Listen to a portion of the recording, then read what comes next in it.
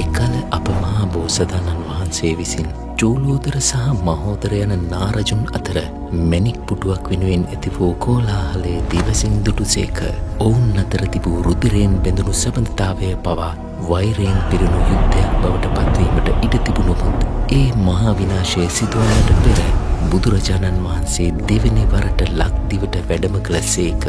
උන්වහන්සේ විසින් උතුම් වූ ධර්මයේ බලයෙන් ඔවුන්ව සමගි කරවීය. මේ වන විට බොහෝ කල් ගෙවී ගොස්ය. ඒත් අදටත් ලොව පුරාම නැවත නැවත ප්‍රතිනිර්මාණය වන්නේ එම කතාවම නොවේද? නහි වේරේන වේරාණී. වෛරයෙන් වෛරයේ නොසන්සිඳෙන බවත් ඒ වෙනුවට මනුෂ්‍යත්වයෙන් යුතුව ලෝකවාසී සියලු දෙනා වෙනුවෙන් ආදරය බෙදා දිය යුතු බවට අප නැවතවතාවක් මතක් කරගත යුතුමය.